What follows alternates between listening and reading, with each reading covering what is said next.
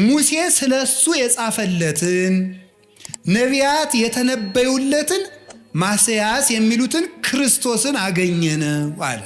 ማን የጻፈለትን? ጆሮ ሙሴ በሉ እንጂ ማን የጻፈለትን? እግዚአብሔር ይስጣችሁ። ሕፃናት ሁሉ ሙሴ ይላሉ። ደስ ይላሉ እኮ እንደው ሕፃናት እያወሩ ነው የሚሰሙ። እንደ ሴቶቹ እያወሩ ይሰማሉ አይደል? ሰምተው ካላችሁ ብዙ ጊዜ የሴቶች ማህበር ወግ ይበዛዋል፣ ግን እያወጉ ይሰማሉ። የሚያስገርማችሁ ነገር እኔ ይገርመኛል። እያወሩ የሚሰሙ ሴቶች ናቸው እና መልቲታስክ የሚሸከሙ ጎበዞች ናቸው። እውነት ሐሰት? አዎ በጣም ጥሩ ነው። እሺ ለምንድን ነው እያወሩ እንዲሰሙ አድርጎ የፈጠራቸው ብዬ ሳስበው እኔ ብዙ ልጅ ቢንጫጫባቸው የሁሉንም መንጫጫት እንዲሰሙ ነው መሰል እላለሁ። ያኛው እማማ ቢል ሁሉንም ይሰሙታል። እና ደግሞ ሴቶች ማህበር ውስጥ ተቀምጠው እየጠጡ ከውጭ ልጅ ቢያለቅስ የልጃቸውን ድምፅ እያወሩ ይሰማሉ። አይገርማችሁም? በጣም ነው የሚገርመኝ። እኔ እናትነት ትልቅ ነገር ነው። ከቃሉ ጋር ናችሁ።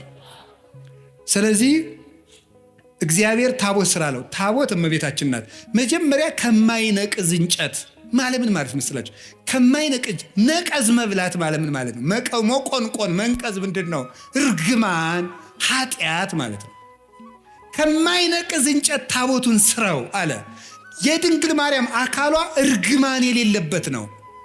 አሁን ቅድም ነግሬያችኋለሁ። ሙሴ ስለሱ የጻፈለትን ኢየሱስን አገኘ ነው አለ። ሙሴ ስለሱ የጻፈለትን ካለ ሙሴ በኦሪት ዘጸአት ኢየሱስ ክርስቶስ አማኑኤል የሚል ስም ተናግሯል? አልተናገረም። ታዲያ ምንድን ነው የተናገራቸው ነገሮች ሁሉ ለማን የተናገሩ ናቸው?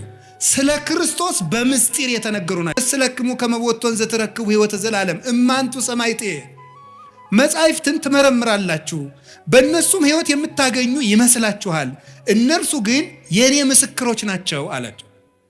ዮሐንስ ወንጌል ምዕራፍ 5 ቁጥር 44 ላይ እንዲህ አላቸው፣ ሶበሰ አመንክምዎ ለሙሴ እማመንክሙኒ ኪያየኒ፣ ሙሴን አምናችሁት ቡኑ ኖሮ ቢሆን እኔንም ታምኑ ነበር።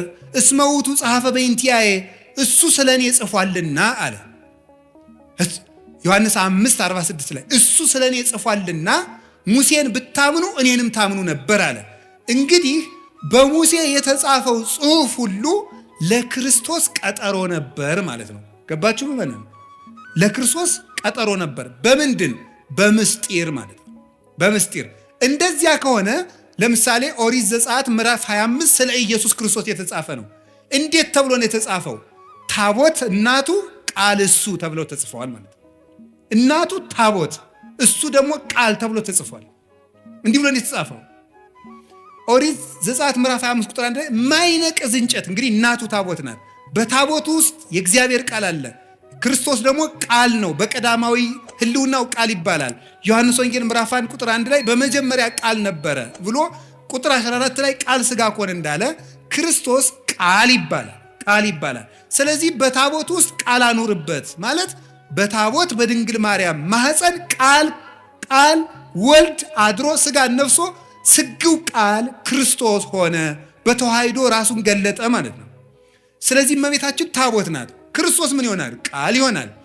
እንደዚያ ከሆነ ቃሉ የሚገባበትን ታቦት የማይነቅዝ እንጨት ይሁን ማለት ድንግል ማርያም እግዚአብሔር የሚያድርባት ስለሆነች የእሷ አካል እርግማን የሌለበት ነው ማለት ነው። የማይነቅዝ እንጨት ነው። መንቀዝ ማለት ብሌት ማለት እርጅና ማለት ምን ማለት ነው? ኃጢአት፣ እርግማን ማለት ነው። ቅዱስ ጳውሎስ ሁለተኛ ቆሮንቶስ ምዕራፍ 5 ቁጥር 18 ላይ እነሆ በክርስቶስ ሁሉ አዲስ ሆኗል፣ አሮጌው አልፏል ብሏል። አሰስሉ ብሁአ ብሉየ፣ አሮጌውን እርሾ አስወግዱት፣ ከመትኩኑ ለሐዲስ ሐሪጽ፣ ለአዲሱ እርሾ ለክርስቶስ ተዘጋጁ ዘንድ አሮጌውን እርሾ አስወግዱ። እስመ ተሰቅለ በፋሲካነ ክርስቶስ፣ ፋሲካችን ክርስቶስ አንድም በፋሲካችን ክርስቶስ በፋሲካችን ዕለት ፋሲካችን መሻገሪያችን ክርስቶስ ታርዷልና ይላል ቆሮንቶስ 5 ላይ ሲናገር። አሮጌውን እርሾ አስወግዱ። ስለዚህ አሮጌ ማለት ኃጢአት ማለት ነው። አሮጌ መንቀዝ ማርጀት ማለት ኃጢአት ማለት ነው። እርግማን ማለት ነው። ሞት ማለት ነው። ከማይነቅዝ እንጨት ታቦቱን ስራው ማለት ድንግል ማርያም መጀመሪያም ኃጢአት ሳይኖርባት ነው ያዘጋጃት። እርግማን አልነበረባትም። ከሴቶች ተለይቶሽ አንቺ የተባረክሽ ነሽ ያላት ለዚህ ነበር። ሉቃስ ወንጌል ምዕራፍ 1 ላይ እንግዲያ ምድር ሁሉ የተረገመ ነው፣ እመቤታችን ግን ለይቶ የተባረክሽ ነሽ አላት። ከወንዶች ሳይል ከሴቶች አለ። ለምንድን ነው? እርግማን የመጣ በሴት ነበረ።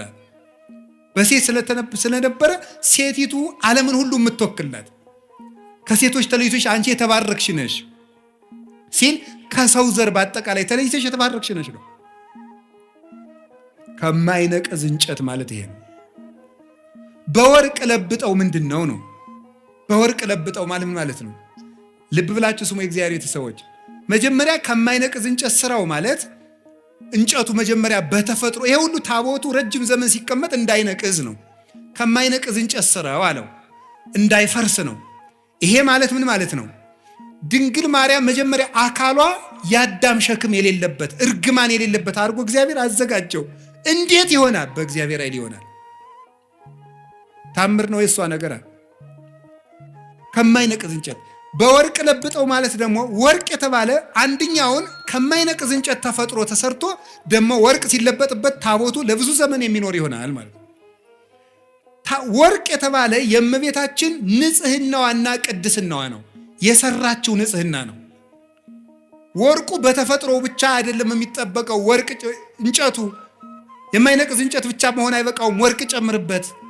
ድንግል ማርያምም መመረጧ ብቻ አይደለም ያስከበራት፣ መመረጧን ተጠቅማ ንጽህና መጨመሯ ነው። ራሷ መስራቷ ነው። መመረጥን መጠበቅ እንጂ መመረጥ አያስደንቅም። መምረጥማ የእግዚአብሔር ነው። መምረጥ የእግዚአብሔር ነው።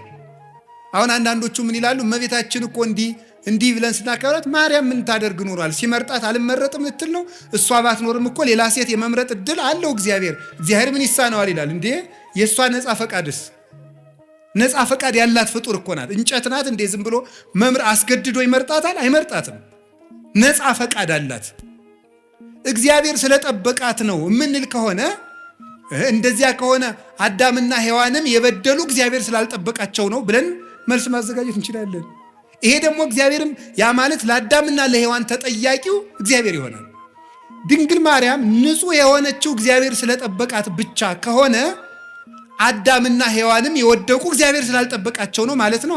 እንደዚያ ከሆነ ደግሞ በሔዋንና በአዳም አዳልቶባቸዋል ማለት ነው እግዚአብሔር ደግሞ ባህሪው እንደዚህ አይደለም። ፈታሒ በጽድቅ ኮናኔ በርት ነው። በእውነት የሚፈርድ ነው። ኮናኔ በርት እውነት የሚፈርድ ነው። ፍርድ አይገመድልም።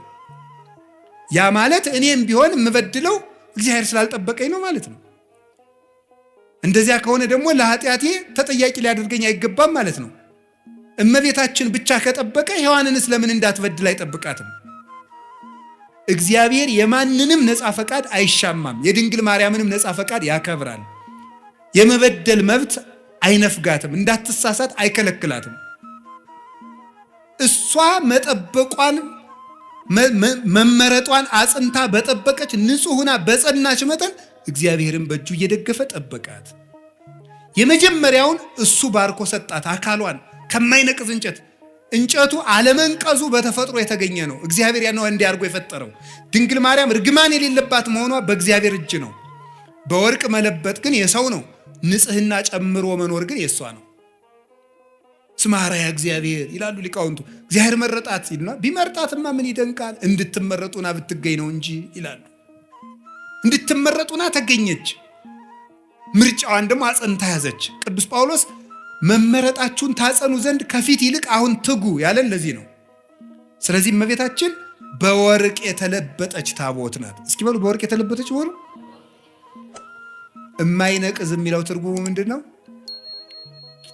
አይ እናቶቼ እንደው ምዕመናን እንደው ደጋግናችሁ እኮ እናንተ። እማይነቅዝ የሚለው ምንድን ነው ትርጉሙ? ለእመቤታችን ሲሆን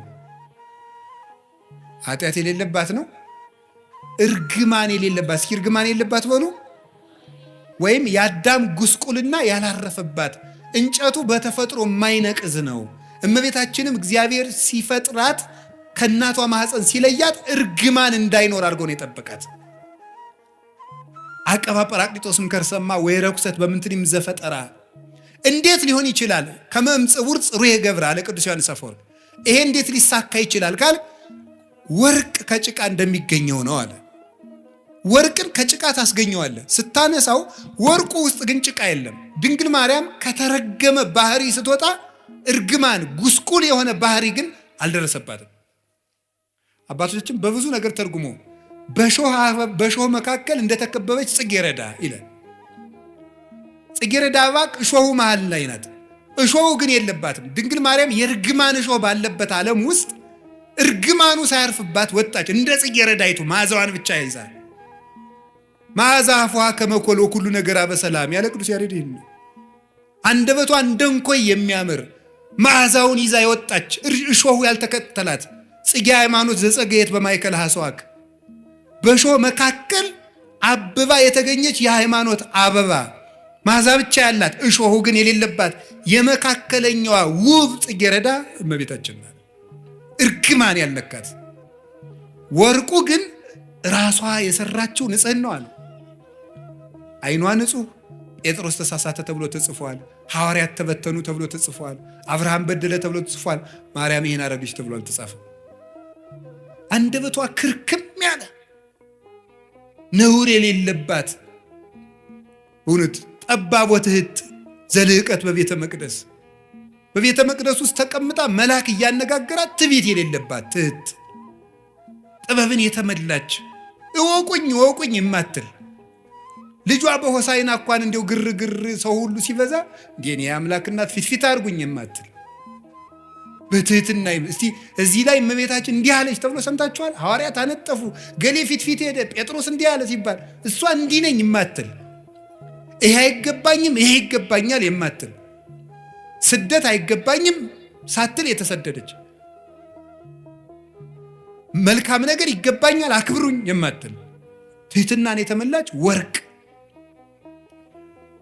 ትንቢተ ዘካርያስ ምዕራፍ 4 ቁጥር 2 ላይ ነቢዩ ዘካርያስ ርየ ተቃዋመ ማይቶት ዘካርያስ የወርቅ መቅረዝን አይቶት ነበረ። ምን ያለ ዘይትን የተመላ 7 አይጹቅ ያላት 7 ቅርንጫፍ ያላት መቅረዝ ዘይት ያለባት ኩለንተሃ ወርቅ ይላል። ሁለመናዋ ወርቅ የሆነ መቅረዝ አየው ይላል ትንቢተ ዘካርያስ ምዕራፍ 4 ቁጥር 2 ላይ። ቅዱስ ያሬድ ይህን ወስዶ ይላል ዘሕዝቅኤል እጹት ምስራቅ ዘዘካርያስ ተቃዋም ዘወርቅ ማርያም ኢቲ ዘውዳሴሃ እሙቅ። የሕዝቅኤል የምስራቅ በር የዘካርያስ የወርቅ መቅረዝ ምስጋናዋ ተቀርቶ የማያልቅ ማርያም ናት ይላል።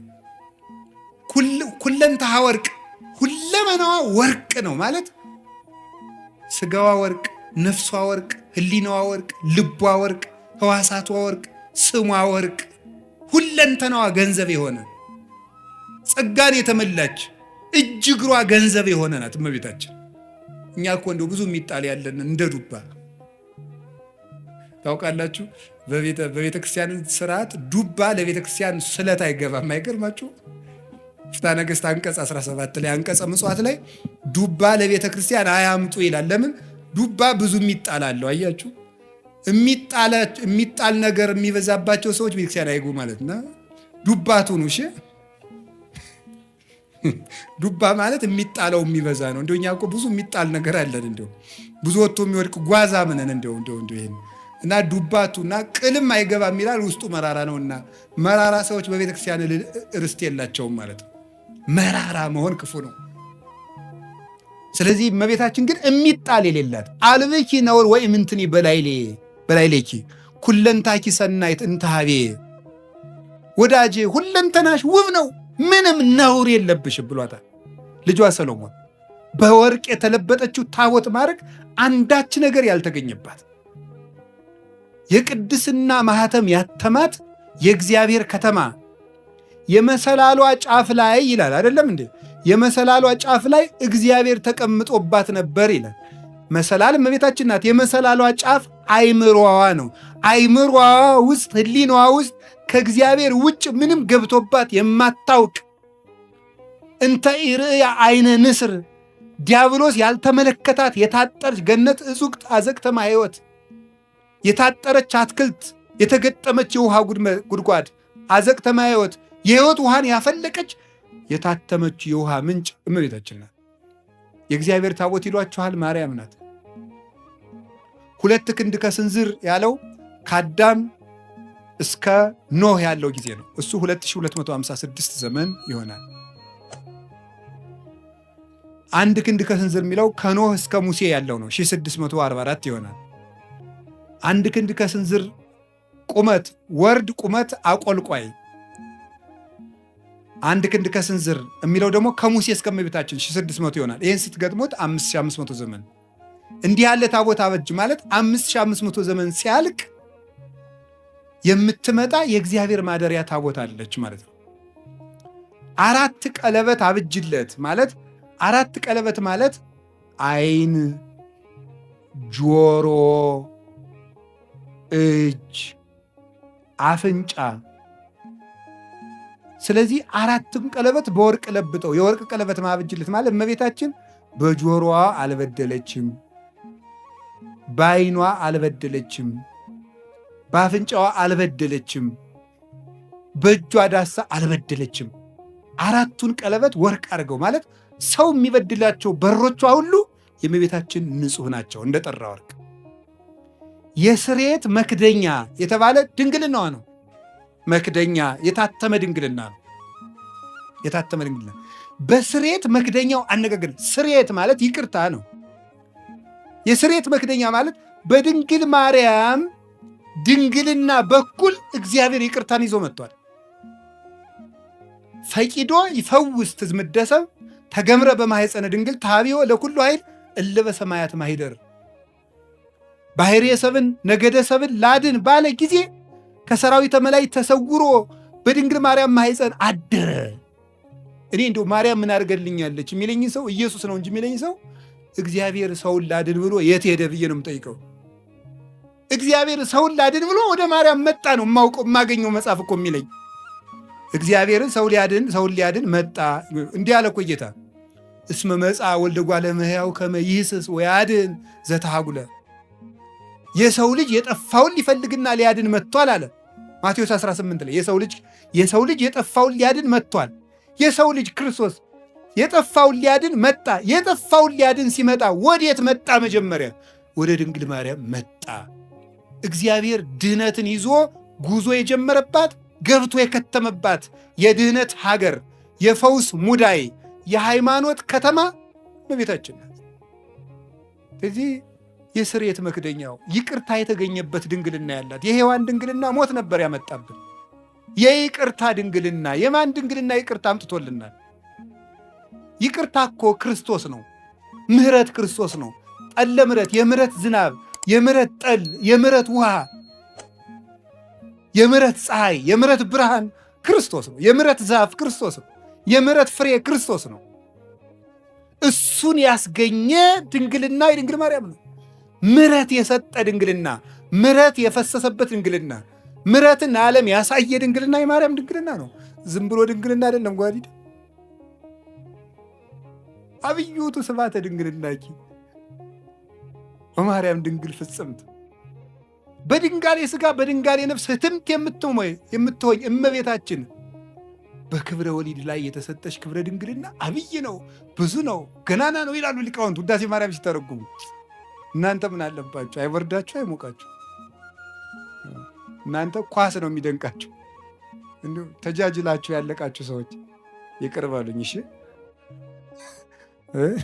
ገሎ ማዳን ዘይቤ ማለት ነው። እሺ ከቃሉ ጋር ናችሁ።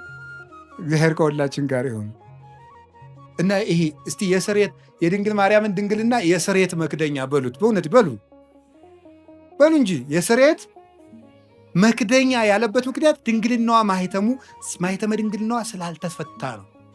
ስርየት የተባለ ደግሞ ይቅርታን ለዓለም ያወጣ ድንግልና የእመቤታችን ድንግል ነው። እኔ እውነቴን ነው። አይ ካህናት የታደሉት እመቤቴ ለማኅፀንኪ እግዝእቴ የበረከቱ እፈቱ እግዚአብሔር ዘተጸውረ ቦቱ ይላል። እመቤቴ ማርያም ሆይ የማኅፀንሽን በረከት እፈልገዋለሁ፣ ይድረሰኝ የማኅፀንሽ በረከት። እግዚአብሔር ያደረበት ወደዚች ምስራቅ የማይዞር ማን ነው? ፀሐይ ጽድቅ ኢየሱስ ክርስቶስ ወጥቶ የሚያጽደለድልባትን ያችን ምስራቅ ዘወር ብሎ ማየት የማይፈልግ የጨለማው ልጅ ካልሆነ በቀር እሱ ማን ነው? መዞር የሚያሰኘኝ እኔ ወደ እመቤታችን ነው። ወደ እሱ ያልዞርኩ ወዴት ልዞር ነው ዛሬ? የስርየት መክደኛ በስርየት መክደኛው አነጋግርሃለሁ። በሉ በሉ በሉ በሉ በስርየት መክደኛው በሉ እመቤታችን ድንግል ላይ መክደኛው ማለት ታቦቱና ታቦቱ የሚጋጠምበት መግጠሚያው ላይ ነው። ጫፉ የታችኛውና የላይኛው የሚጋጠምበት መግጠሚያው። ይሄ የስርየት መክደኛ የእመቤታችን ድንግልና ነው። የስርየት መክደኛ የተባለበት የእመቤታችን ድንግልና መጀመሪያ ብቻ ክርስቶስን ወልዶ ያቆም አይደለም፣ ዘላለም ይቅርታን ያሰጣል። ከልጇ ጋር እያስታረቀ እንማጸንበታለን። ባቀፉህ እጆቿ፣ በሳሙ ከንፈሮቿ፣ ባዘነ ጀርባዋ፣ በወሰነችው ማይጸኗ ብለን እንማጸናለን። ዛሬም ይቅርታን ይሰጠናል። ስለዚህ የድንግል ማርያም ማይጸኗ የይቅርታ ማህፀን ነው። አነጋግርሃለሁ ማለት ምን ማለት ነው? የድንግል ማርያም ማህፀን የሃይማኖት መስበኪያ ነው። የሃይማኖት ምስክር ነው። የእምነት መግለጫ ነው። ወትሜህሮሙ ሰጊደ ለስሉስ ማህያዊ፣ ለማህያዊ ሥላሴ ስግደትን የምታስተምርላቸው ናት። ድንግል ማርያም እምነትን የምትገልጥ ናት እንጂ እምነትን የምትጋርድ አይደለችም። እመቤታችን ዘላለማዊ ድንግልና ነው ያላት። የስርየት መክደኛው አይፈታም። ለምንድን ነው የማይፈታው? አካላዊ ቃል ነው የገባበት። የእግዚአብሔር ቃል ነው ያደረበት። ለምን ሲባል እግዚአብሔር የሚነጋገርበት የስርየት መክደኛ ነው። ያ ማለት የድንግል ማርያም ማህፀን የእምነት ሰባኪ ነው። እንዴት ነው የሚሰብከው? ሳትወልድ ድንግል ናት። እስኪ ሳትወልድ ድንግል በሉ። ስትወልድ ድንግል በሉ። ስትወልድ ድንግል በሉ። እሺ፣ ከወለደች በኋላ ድንግል በሉ። እስኪ እንደገና ደግማችሁ ንገሩ። ያው ሶስቱንም ንገሩኝ እንጂ። እሺ፣ ከወለደች በኋላ ይሄ ማለት ምን ማለት ነው? በስርየት መክደኛው ምን እልሃለሁ ነበር ያለ? ዘብዛባ ሁኜ እንዳይመስላችሁ። እሺ፣ ነገርን ከነገር ለማገናኘት ነው የምደግመው። እሺ፣ በስርየት መክደኛው ምን አረጋለሁ ነው ያለው? የስርየት መክደኛ ያልነው በሐዲስ ኪዳን ሲተረጎም ምንድን ነው? የእመቤታችን ምንድን ነው? ድንግልናዋ ነው የስርየት መክደኛ። ስርየት የተባለ ይቅርታን የሰጠ ክርስቶስ ከማን ስለተወለደ ነው? ከእመቤታችን ስለተገኘ። እንደዚያ ከሆነ ሳትወልድ ምንድናት? ድንግል በሉ። ቀጥሉ። ስትወልድ፣ ከወለደች በኋላ ለምን በሉ እንጂ። ምን ያደርጋል ይሄ ስትሉ፣ ለልጇ ምስክር ስለሚሆን። ምን? ኢየሱስ ክርስቶስ ሳይወለድ አምላክ በሉ፣ ሲወለድም አምላክ፣ ከተወለደ በኋላም አምላክ። ስለዚህ ዕብራውያን 13 ቁጥር 8 ላይ ኢየሱስ ክርስቶስ ዘትማልሙ ወይም ወክመውት እስከ ለዓለም፣ ኢየሱስ ክርስቶስ ትናንትም ዛሬም እስከ ዘላለሙ ድረስ ያው ነው ይላል። ያው ነው። ሳትወልድ ድንግል፣ ሳይወለድ አምላክ፣ ስትወልድ ድንግል፣ ሲወለድም አምላክ፣ ከወለደች በኋላም ድንግል፣ ከተወለደ በኋላም አምላክ። ድንግልናዋ አለመለወጡ የልጇ አምላክነት ላለመለወጡ ማስረጃ ነው ማለት። ለማይለወጠው ልጇ ምስክር እንድትሆን እሱ ሰው ቢሆንም አምላክነቱ ስላልተለወጠ እሷም ብትወልድም ድንግልናዋ አልተለወጠም። ለልጇ ምስክር ናት። በስርየት መክደኛው አነጋግርሃለሁ ማለት አለመለወጤን፣ የማልለወጥ አምላክ መሆኔን በማይለወጠው በእናቴ ድንግልና እነግርሃለሁ፣ አስተምርሃለሁ ማለት ነው። ቅዱስ ዮሐንስ አፈወርቅ ሃይማኖተ አበው ምዕራፍ 67 ቁጥር 31 ላይ እንዲህ ይላል፣ እሰብክ መንገለ ድንግልናሃ ለማርያም እንተ ትከውን ስም አለቃል ይላል። ለቃል ምስክር በምትሆን በድንግል ማርያም ድንግልና ክርስቶስን እሰብከዋለሁ ይላል። ለቃል ምስክር በምትሆን በድንግል ማርያም ድንግልና ክርስቶስን እሰብከዋለሁ። የድንግል ማርያም ድንግልና የክርስቶስ መስበኪያ ነው። ድንግልናዋ አልተለወጠም። ለምን? እሱም ሰው ሲሆን አልተለወጠምና። የማይለወጥ አምላክ መሆኑን ለማስረዳት የእናቱን ድንግልና ሳይለውጥ ተወለደ። ትንቢተ ሚልክያስ ምዕራፍ 3 ቁጥር 5 ላይ አንሰ እግዚአብሔር አምላክክሙ ዘኢይትዌለጥ እኔ የማልለወጥ አምላካችሁ እግዚአብሔር ነኝ፣ እኔ እግዚአብሔር አምላካችሁ አልለወጥም ብሎ ነበር። የማይለወጥ አምላክ መሆኑን ለማስረዳት ከእናቱ ሲወለድም ድንግልናዋን እንዳይለወጥ ጠበቀ። አቀበ ማኅተመ ድንግልና ከመትኩን መራሒተ ለሃይማኖት አበይ አቀበ ማኅተመ ድንግልና ከመ በጽንሳ መንክር ትኩን መራሒተ ለሃይማኖት አባይ። ድንቅ በሚያሰኝ ማኅተመ ድንግልናዋ ለታላቂቱ እምነት ምስክር ትሆን ዘንድ ድንግልናዋን ጠበቀው ይላል። ስለዚህ የድንግል ማርያም ድንግልና ለክርስቶስ አለመለወጥ ምስክር ነው። ክርስቶስ ሰው የሆነ አምላክ ነው። ሰው የሆነ አምላክ ነው። ሰው ብቻ አይደለም፣ አምላክ ብቻ አይደለም፣ ሁለትም አይደለም፣ ነጠላም አይደለም።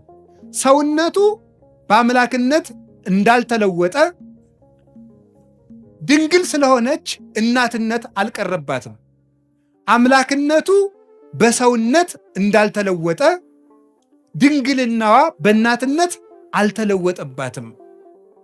አምላክ ወሰብ ስለሆነ ሁለት ባህሪ እንደማይባል ሁሉ ድንግልም እናትም ስለሆነች ሁለት ሰው አይደለችም። እናቱ አንድ ሁና ድንግልም እናትም እንደሆነች ክርስቶስ አንድ አካል አንድ ባህሪ ሲሆን አምላክነቱ በሰውነት ሰውነቱ በአምላክነት ያልተለወጠበት በተአቅቦ የሚኖር በተዋሕዶ ክብሩን የገለጠ ስግው ቃል ወልድ ዋሕድ አምላክ ወልደ አምላክ ይባላል። እንግዲህ ከገባችሁ ይግባችሁ፣ ይገባችኋል፣ ደግሞ ይገባችኋል። ይዛችሁታል? እሺ። ድንግል ማርያም ድንግል ናት በሉ። እሺ። እናት ናት በሉ። ክርስቶስ እሳ አምላክ ነው በሉ። ሰው ነው በሉ። ደግሞ ድንግል እናት ግን ሁለት ናት። ክርስቶስ አምላክ ነው፣ ሰው ነው፣ ሁለት ነው አይደለም፣ አንድ ባህሪ ነው። ስለዚህ የተዋህዶ ምስክር ናት ማለት ነው። የተዋህዶ ምስክር እንድትሆን ድንግልናዋን የጠበቀበት ምክንያት ለዚህ ነው። ስለዚህ እግዚአብሔር በዚህ ነግሮናል። ትንቢተ ሕዝቅኤል ምዕራፍ 44 ቁጥር 2 ላይ ድንግል ማርያም ድንግል ሆና የሆነችውና በዘላለም ድንግልና የቀጠለችው ድንግልናው ያልተለወጠው ለምንድን ነው ብትሉ፣ አንደኛ ለልጇ ምስክር እንድትሆን ነው። አሁን ባልኳችሁ የልጇን አለመለወጥ እንድትመሰክር፣ የልጇን ተዋሕዶ እንድትመሰክር፣ ለልጇ ምልክት እንድትሆን። ትንቢተ ኢሳይያስ ምዕራፍ 7 ቁጥር 11 ላይ እግዚአብሔር ይውበክሙ ትእምርተ፣ እግዚአብሔር ምልክት ይሰጣችኋል፣ ድንግል በድንግልና ጸንሳ በድንግልና ትወልዳለች፣ ስሙንም አማኑኤል ትለዋለች አለን።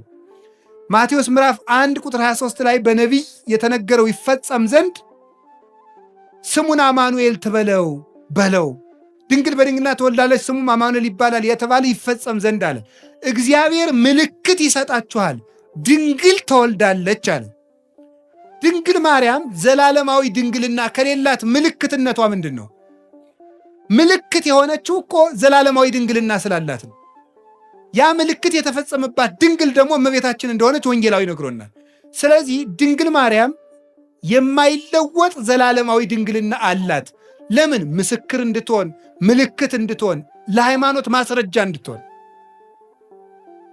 ወዲህም ደግሞ ለምንድን ነው የማይገባባት ሲባል ሌላ ባል አላገባችም፣ ሌላ ልጆችን አልወለደችም። ለምን? የኃያላን አምላክ እግዚአብሔር ስለገባባት።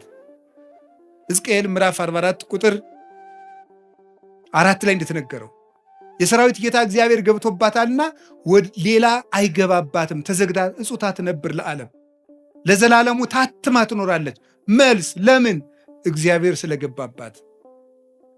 እግዚአብሔር ስለገባባት። አንዳንዶቹ ምን ሊሏችሁ ይችላሉ? አረ ትንቢተ ሕዝቅኤል ምዕራፍ 44 እኮ ስለ ማርያም የሚመለከት አይደለም ይላል። አይድረስ እኮ ነው እናንተ። ደንቆሮና እንትን አሉ እንደ ብልህና ጅል ተከራክረው አሉ፣ ጅል አሸነፋሉ። ምን ብሎ ሲባል እምቢ ብሎ። እንዲሁ ግርማቸዋል እኮ። እንደዚህ ነው። ምንድን ነው የሚለው? እምቢ። እንደዚህ ነው። መልሱ ምንድን ነው? አይደለም። እንዴት ብሎ አይደለም ይባላል? እንዲሁ እኮ ይገርማል። እንዲሁ ምን ይሻላቸዋል? እንዲሁ ድንቁርና እንዲሁ ነውር ነው። ድንቁርና እንዲሁ ጥበብ ቤቷን ሰራች እንደተባለ ጥበብ ድንቁርና ቤቷን ሰራች፣ 7 ምሰሶም አቆመች ያስብላል። እነዚህ እኮ ነውር ነው። ስለ እመቤታችን አይደለም ለማለት ምንድን ነው ማስረጃ? አንድ እኮ እንዲሁ የመጽሐፍ ቅዱስ መንፈሳዊ ሕይወት አለ። በስነ ጽሁፍም ቢሆን ህግ አለ። አንድ በስነ ጽሁፍም እኮ እንዲህ ነው ለተባለ ባለሙያዎቹ ሀሳብ ሲሰጡበት ነው። ባለሙያዎቹ ሀሳብ ይሰጡበታል። ሙያ አለው እኮ። ሲያሁን እኔ ብድግ ብዬ እኔ ስፔሻሊስት ዶክተር ነኝ ብል ምን ትላላችሁ? ይሄ መነኩሴ ያበደ አትሉም? እንደዚህ እኮ ነው ሁላችሁ። ሙያ አለው ነው፣ ባለሙያውን ነው የምትጠራው። መቼም ልብ ሳስበው በግራ ጡት ዝቅ ብላ ነው ያለች፣ እስቲ ኦፕሬሽን ላድርግ አይባልም። እንዲህ ሳስበው ተብሎ ስራ አለ የለም። ባለሙያ አለው። የትኛው አካል የት ቦታ እንዳለ የሚያውቅ፣ የትኛው ጥቅስ ለየትኛው እንደሆነ የሚያውቁ፣ ለዘመኑ የቀረቡ፣ ለጉዳዩ የቀረቡ፣ ለእግዚአብሔር የቀረቡ ሶስቱንም የሚያሟሉ አባቶች ማርያም ናት ብለው ነግረውና፣ ሶስቱንም የሚያሟሉ ለዘመኑም ቅርብ የነበሩ በመጀመሪያው ክፍለ ዘመን፣ በሁለተኛው ክፍለ ዘመን፣ በሶስተኛው ክፍለ ዘመን፣ በአራተኛው ክፍለ ዘመን የነበሩ እነ ቅዱስ ኤፍሬም፣ እነ ቅዱስ ቄርሎስ ነግረውናል። እነ ቅዱስ ኤራቅሊስ ነግረውናል። ማርያም ናት የሕዝቅኤል ምስራቅ ብለው ቅዱስ ያሬድ ነግሮናል። ሊቁ ለእግዚአብሔር የቀረበው ለዘመኑ የቀረበው ስድስተኛው ክፍለ ዘመን የነበረው ሰማይ ድረስ ሂዶ ዜማን ቆንጥሮ ያመጣው እሱ ነግሮናል። አንተ የት ቤት ነህ እንዲሁ ማን? ስለዚህ ለዘመኑ ቅርብ ናቸው፣ ለጉዳዩ ቅርብ ናቸው። መጻሕፍትን ጥሬ ቆርጥመው እግዚአብሔርን በሱባኤ እየጠየቁ የተማሩ ናቸው። ለእግዚአብሔር ቅርብ ናቸው። ሽንገላ ክዳት የሌለባቸው ሊቃውንት፣ ሐዋርያውያን አበውን የተከተሉ ሊቃውንት ማርያም ናት፣ የምስራቂቱ በር ማርያም ናት። ደሞስ ምን ይጎልባታል ብትባል ዮሐንስ 8:12 ላይ እኔ የዓለም ብርሃን ነኝ አለ። እሱ የዓለም ብርሃን ከሆነ ልጇ እመብርሃን ብትባል ምንድን ነው? በዚያውም የዓለም ብርሃን ኢትዮጵያ ናት የምትሉ ሰዎች አርፋችሁ ተቀምጡ። ኢትዮጵያ የዓለም ብርሃን የሚባል የጅል ስብስብ ነው። የምሬን ነው። የዓለም ብርሃን ክርስቶስ ነው እንጂ ኢትዮጵያ የዓለም ብርሃን ሆናም አታውቅም አትሆንምም። የዓለም ብርሃን ማን ነው? ክርስቶስ በሉ። የዓለም ብርሃን ማን ነው? ክርስቶስ። ኢትዮጵያ የዓለም ብርሃን አይደለችም። ማን ያላችሁ እንደዚህ? ከቤተ ክርስቲያን ሰውን ለማጥፋት የሚዘየድ ስብስብ ነው። ብር ካጣችሁ ነግዱ። እኔ እውነቴን ነው። ነግዱ፣ ስሩ። እንዲህ እውነቴን ነው። የኢትዮጵያ ሰው ብር መናቅ ይወዳል፣ ስራ መናቅ ይወዳል። ብር ደግሞ ለ2 ሺህ ብር ይላል። ወይ ጥጋ እንዲው እናንተ እንዲ አንዳንዱ ደግሞ ኩራት ራት ነው ይላል። እንዲው ከመጨለት ወዲህ ነው ራቱ ነው የሚያውቁ ኩራት። እንዲው እስቲ ቅመሰው እንዲው እየኮራ 3 ቀንጠኛና እንዲው ሲለበልብ ታገኘዋል። እንዲው እውነቴን ነው። ስሩ ልቅ ኩራት ራቱ ነው ያውቅ። ሲራክ ምን አለ? 3 ሰዎች ነፍሴን አበጻጯት አለ። ሴሰኛ ሽማግሌ፣ ንፉግ ባለጸጋ እና ትዕቢተኛ ድሃ እንዲሁ ነፍሴን አበሳጯታል። ይሁላችሁ እሱ ነው የምነግርህ። ስሩ ዝም ብላችሁ። እኛ ኢትዮጵያውያን የሚጠቅም ነገር የለም። መስራት፣ መጽደቅ፣ መፎከር ምንም ያመጣ። መስራት፣ መጽደቅ፣ መልካም መሆን። ኢትዮጵያውያን መልከኞች፣ ሰራተኞች እንኳን የእግዚአብሔር መጽሐፍ እነ ሄሮዳትስ የታሪክ ጸሐፊዎች ሁሉ ምንድን ያለ ኢትዮጵያውያን ማለት ጨዋታ የሚያውቁ ጥበብ የሞላባቸው ቤታቸውን ከመንገድ ዳር ሰርተው በሞት የብሉልኝ ይጠጡልኝ የሚያውቁ ሰውነታቸውን የሚያድሱበት የጠራ ውሃ ያላቸው መቼም እሱ ጸበል አይለን ነገር የተባረኩ ሕዝቦች ናቸው ተብሎ ተጽፎልናል። ያንን ነው መጠበቅ። ስለዚህ እንዲሁ ሲታጣ አሁን የሥራ መፍጠሪያ ሃይማኖት እየሆነ ስነ ስርዓት ያዙ። የዓለም ብርሃን ክርስቶስ ነው። እመብርሃን ደግሞ ድንግል ማርያም ናት። እመብርሃን እንዲሁ አንተ ወንጌል ምን አለ? አይን ምቀኛ ነው እንዲህ አለ። እንዲሁ አይን ምቀኛ ነው ወይ? ልጇ ብርሃን ከሆነ እናቱ ደግሞ ማለት እናት ነው። እመብርሃን ማለት የብርሃን እናት ነው። እንዲሁ ያመሃል። እመብርሃን ማለት ምንድን ነው የሚቸግርህ?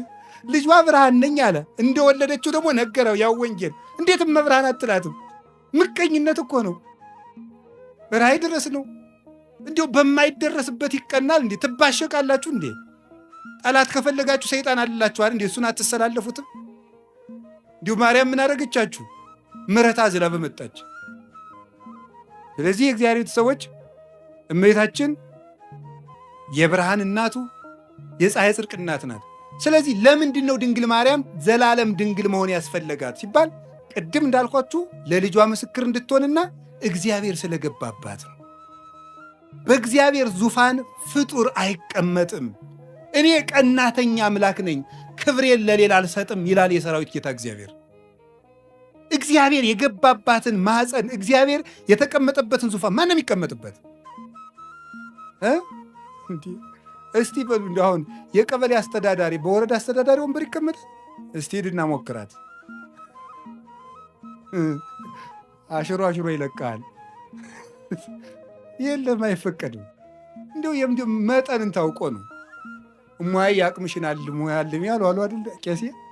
አንዲት እሟይ ምድግ ብለው የኔታ አቤት እንዲሁ እኔ በህልሜ ታቦት ተሸክሜ ሰው እያጠኑ ህልም አይቼ፣ አይ እሟይ እንዲሁ ያቅምሽን አልሚ እንዲሁ ከሆነም እኔ ታቦት ተሸክሜ እንዲሁ አንቺ ብታጠኝ ይችላል። እንዲሁ ባይሆን ያም አይሆንም እኮ ያም አይሆንም። እንዲሁ በየት አልፉ ባይቲ ሀሊፈኪ ድጓታ ሚረኪ ያለ እንዲሁ ነውር እኮ ነው። መጠን አለው ነው። አዎ እግዚአብሔር አባቶች ይላሉ በጳጳስ ወንበር ኤጲስቆጶስ አይቀመጥም፣ በንጉሥ ወንበር መስፍን አይቀመጥም። እግዚአብሔር በገባበት ዙፋን ፍጡር አይደርስም ፈጽሞ። እንዴት ያለስ ደፋር ሄሮድ ዮሴፍ ራ ያደረገው ጻድቅ ነው አይደል ያለው እንዴ? በዚያውስ ላይ ሐዋርያት እንኳን ክርስቶስን ከተከተሉ በኋላ ወደ ሚስት አልተመለሱ። እንደ ጴጥሮስ ሚስት ነበረው ይባላል። ጭራሽ እሷ አምላክን ወልዳ መልሳ ወደ ትዳር ተመለሰች ይባላል። ከቅዱስ ጴጥሮስ አንሳ ፈጽሞ ነውር ነው፣ ያላደለ ነገር ነው። የእግዚአብሔር ዙፋን ነው፣ ድፍረት ነው። የምንንቀው እግዚአብሔርን ነው። ማርያምን እመቤታችንን አይደለም የምንንቀው፣ እግዚአብሔርን መዳፈር ነው። እንዴት ትዳር ክቡር ነው ብሏል። ትዳር ክቡር የሆነው ለተፈቀደለት ነው። ትዳር ክቡር የሚሆነው ለሚጠቅመው ለተሰማራበት እና ለድንግል ማርያም ግን የሁሉ መጠኑ አይደለም። ወንድ አላውቅም ሐሳብ የራሱ የለኝም እኮ ነው ያለችው። ቅዱስ ጎርጎርዮስ ዘንዚናዙና ዘኖሲስ የሚሉት እንደዚህ ብላ ስትናገር በቃ ዘግታ ጨርሳለች ማህተሟን ነው የሚሉት። ፈጽሞ ሐሳብ ራሱ ብልጭታ የሚባለው ራሱ መጥቶባት አያውቅም ስላለ የምታስበው እግዚአብሔርን ብቻ ነው። እንዲህ ያለች ነው የስርየት መክደኛ ያሰኛት ይሄ ነው። አማናዊት ታቦት እመቤታችን ናት። እመቤታችን ቅድስት ድንግል ማርያም ይሄ ታቦት ምን ያርፍበት ነበር? ብርሃን። እስቲ ብርሃን በሉ። አቤት ከድንግል ማርያም ምን ተገለጠ? ብርሃን በሉ እንጂ። ያ ብርሃን ማን ነው? ክርስቶስ ነው። ብርሃን ያረፈባት ታቦት እመቤታችን። ያንን ብርሃን ምን ይከበው ነበር አልኳችሁ? በሉ እንጂ ምን አለ? መንፈስ እግዚአብሔር ቅዱስ ይመጽእ ላዕሌኪ ወኃይለ ልዑል ይጼልለኪ። የእግዚአብሔር መንፈስ ባንቺ ላይ ይመጣል፣ የልዑል ኃይልም ይጋርድሻል። ሀብተ መንፈስ ቅዱስ የጋረዳት፣ መንፈስ ቅዱስ በሀብተ መንፈስ ቅዱስ የተጋረደች። ቅዱስ ቄርሎስ ሲናገር መኑ ውእቱ ዘከማከ ዘከለለ መንበሮ በእሳት ይላል። ቅዳሴ ቄርሎስ ላይ ሲናገር መንበሩን በእሳት ያጠረ እንዳንተ ማን ነው ይላል። መንበር እናቱ ናት። በእሳት መታጠሯ መንፈስ ቅዱስ ይጋርድሻል መባሏ ነው። የታጠረች መንበር ናት። ያችን እሳት ደፍሮ እንኳንስ ኧረ ተው ጎበዝ፣ እንኳን እመቤታችንን እኮ የሰማዩን ዙፋን እንኳን እናቱ አይደለም እኮ ያ ዙፋን፣ ያንን እኮ ኪሩቤል ፊታቸውን ሸፍነው ነው ማየት አይቻልንም ብለ ማርያም እመቤታችን እንኳን ሊዳስሳት ሰው በስጋዊ ፈቃድ ሊቀርብ ይቅርና የሰማዩን እንኳን ማየት አልተቻላቸው። እቺ ደግሞ እናቱ ናት። ስለዚህ እመቤታችን ቅድስት ድንግል ማርያም የእግዚአብሔር ዙፋን ናት። ደመና መንፈስ ቅዱስ የጋረዳት ናት። መስዋዕት ያርግ ነበር በታቦቱ። እመቤታችንንም ጸሎት እናሳርግባታለን ታቦት ስለሆነች። ቅዳሴ መሃል እመቤታችን ለምንጠር ለምን ተፈስሒ ወዘንስእለኪ ዳይና ቅድስት ምልዕተ ክብር ድንግል በኩሉ ጊዜ ወላዲተ አምላክ እሙለ ክርስቶስ አይርይ ጸሎተነ ዲበ መልዕልት አበ ፍቁር ወልድኪ። ሌላ የለው። ድነተ ሥጋ ድነተ ነፍስን የምንለምንሽ ክብርን የተሞላሽ ቅድስት ወይ ደስ ይበለሽ። ወደ ልጅሽ ወደ ወዳጅሽ ወደ ላይ ጸሎታችንን አሳርጊ። በቃ የለ ታቦት ናታ። እስራኤል በታቦት ጸሎት ያሳርጉ ነበር። እኛ በእመቤታችን ታቦትነት ጸሎትን ወደ ልጇ እናሳርጋለን።